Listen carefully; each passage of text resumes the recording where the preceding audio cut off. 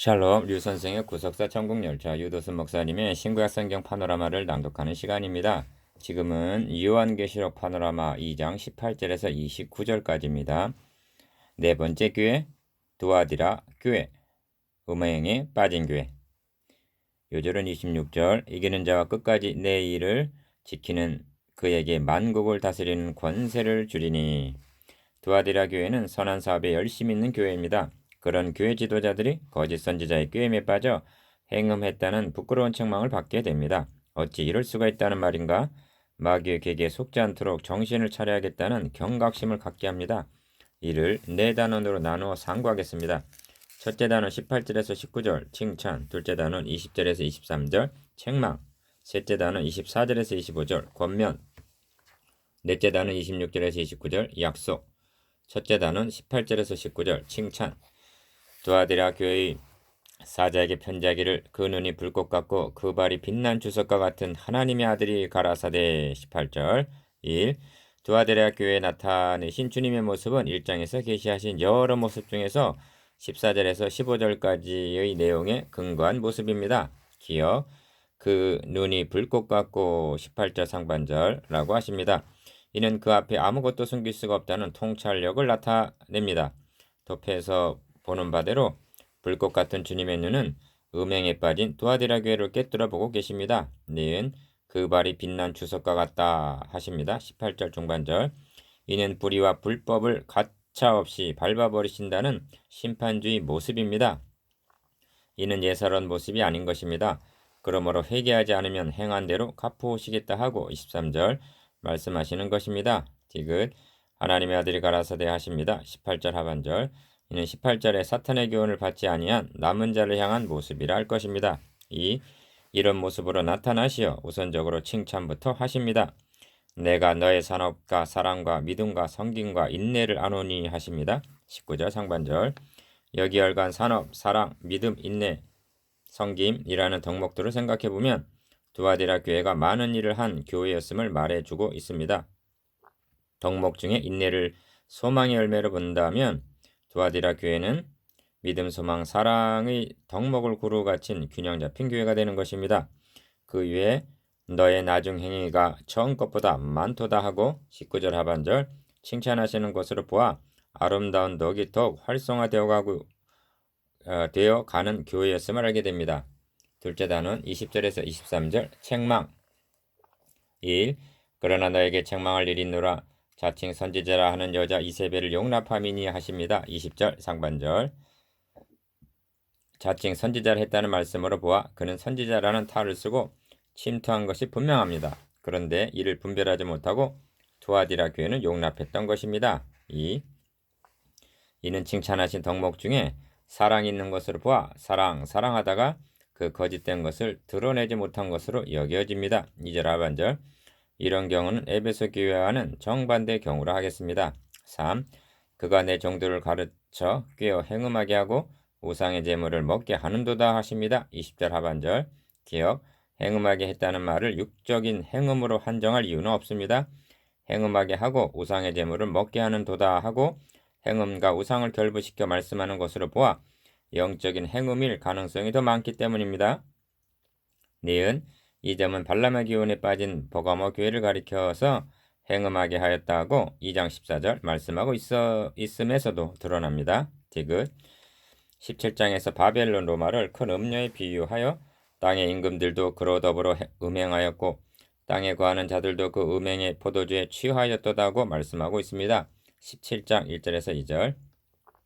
여기서 말하고 있는 음행은 황제 숭배는 물론 바벨탑과 같은 로마의 세속 문화를 총칭하는 말입니다. 4. 그러므로 이 점을 좀 더 살펴볼 필요가 있습니다. 왜냐하면 영적인 행음에 있어서 현대교회는 안전한가 하는 위기감 때문입니다. 기억, 현대교회의 심각한 문제 중 하나가 교회에 침투한 이단 사상들이었습니다. 그러므로 대부분의 서신서들은 주로 이 거짓 교사들의 꾀임을 경계하기 위해서 보내졌던 것입니다. 니은 누가 너희로 종을 삼거나 잡아먹거나 사로잡거나 자고하다 하거나 뺨을 칠지라도 너희가 용납하는도다 하고 책망을 합니다. 고린도후서 11장 20절. 이는 문자적으로 성도들을 잡아먹고 뺨을 쳤다는 말이 아니라 영적으로 그렇게 했다는 것입니다. 디귿 이는 가만히 들어온 거짓 형제 까닭이라. 저희가 가만히 들어온 것은 그리스도 예수 안에서 우리의 가진 자유를 엿보고 우리를 종으로 삼고자 함이로되 하고 경계합니다. 갈라디아서 2장 4절. 그러나 민간에 또한 거짓 선지자들이 일어났었나니 이와 같이 너희 중에도 거짓 선생들이 있으리라. 저희는 멸망케 할 이단을 가만히 끌어들여 자기들을 사신 줄을 부인하고 임박한 멸망을 스스로 취하는 자들이라 합니다. 베드로후서 2장 1절. 미음 사랑하는 자들아, 내가 우리의 일반으로 얻은 구원을 들어 너에게 편지하려는 뜻이 간절하던 차에 성도에게 단번에 주신 믿음의 도를 위하여 힘써 싸우라는 편지로 너희를 구원하여야 할 필요를 느꼈노니 이는 가만히 들어온 사람 몇이 있음이라 하고 유다서 1장 3절에서 4절. 긴급한 상황임을 말씀하기도 합니다. 위의 인용문에서 볼 수 있음과 같이 이단 사상은 가만히 들어오는 것이 특징입니다. 그래서 당하는 것입니다. 그렇다면 자칭 사도라 한 자들의 2절 가르침과 발람의 교훈과 14절 니골라당의 교훈과 15절 이세벨의 가르침 등이 2장 20절 어떤 성질의 교훈들이었기에 안디바가 죽임을 당할 때도 믿음을 지킨 버가마 교회가 그리고 많은 사업에 열심히 있는 두아디라 교회가 이를 용납하게 되었을까? 기억. 이를 알기 위해서는 오늘날 어떤 교훈이 유행하고 있고 어떤 설교가 인기를 끌고 있는가를 보면 짐작할 수가 있는 것입니다. 왜냐하면 인간이 추구하는 본성에는 변함이 없기 때문입니다. 니은 계시록을 기록한 요한은 서신서에서 이 세상이나 세상에 있는 것들을 사랑치 말라. 누구든지 세상을 사랑하면 아버지의 사랑이 그 속에 있지 아니하니 이는 세상에 있는 모든 것이 육신의 정욕과 안목의 정욕과 이생의 자랑이니 다 아버지께로 쫓아온 것이 아니요 세상으로 쫓아온 것이라 하고 경계합니다. 요한일서 2장 15절에서 16절. 디귿 또한 서신서에서는 세속주의를 가늠한 여자에 비하고 야고보서 4장 4절 물질주의 곧 탐심을 우상숭배라고 골로새서 3장 5절 말씀하고 있음을 주목해야만 할 것입니다. 이유 초대교회 때 벌써 사도 바울이 우리는 수단 사람과 같이 하나님의 말씀을 혼잡하게 하지 아니하고 고린도후서 2장 17절 말씀 혼잡을 우려하고 있다면 그로부터 2000년이 지난 오늘날은 말씀에 대한 혼잡이 얼마나 심각한 문제인가를 생각하지 않을 수가 없는 것입니다. 기억 성경은 이렇게 경계하고 있습니다. 때가 이르리니 사람이 바른 교훈을 받지 아니하며 귀가 가려워서 자기의 사역을 조칠 스승을 많이 두고 또 귀를 진리에서 돌이켜 허탄한 이야기를 조치리라.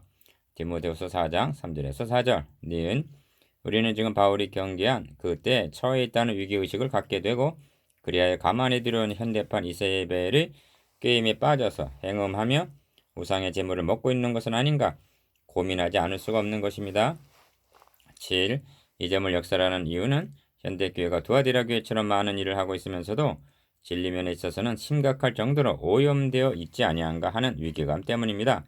기억 이 점에 있어서는 예레미야서가 거울이 됩니다. 당시의 선지자들은 평강하다 하고 예레미야 8장 11절 백성들이 듣기에 좋은 말만 하다가 멸망을 자초했던 것입니다.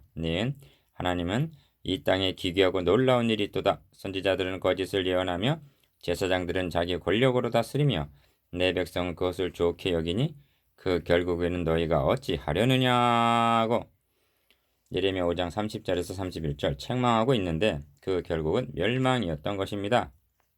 8.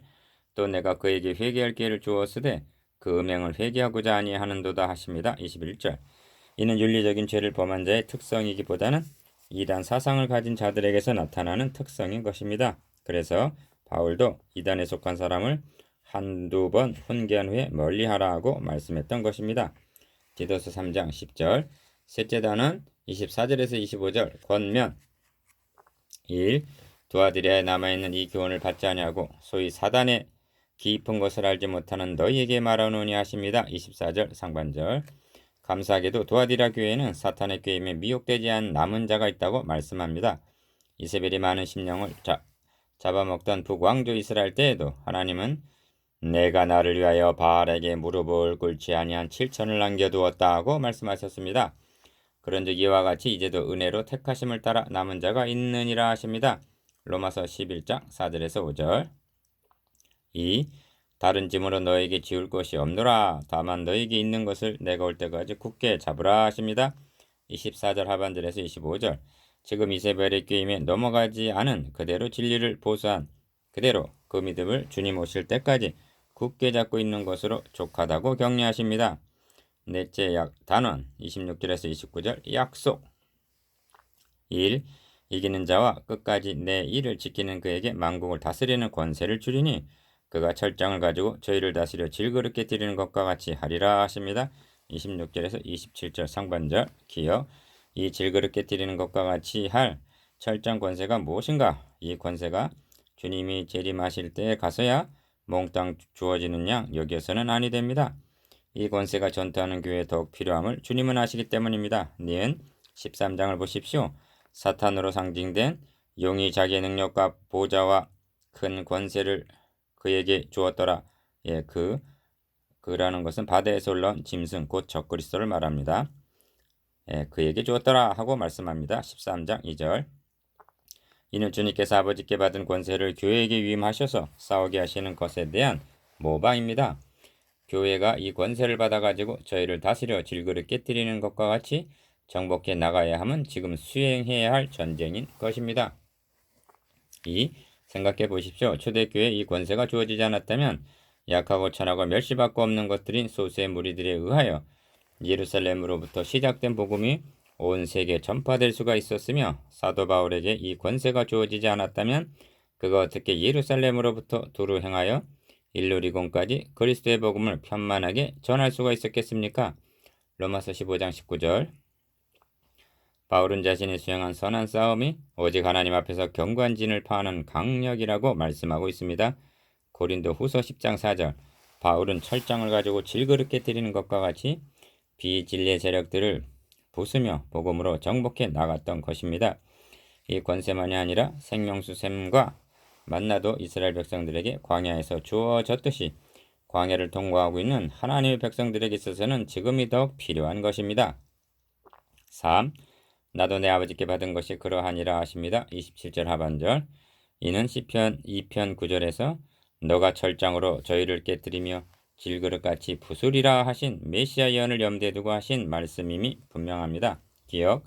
이 권세는 심판의 주로 재림하실 때 받아 가지고 오시는 심판 권세만이 아니라 더욱 초림 때에 주어진 복음의 권세였던 것입니다. 니은 주님은 이 권세를 가지고 십자가로 승리하셨습니다.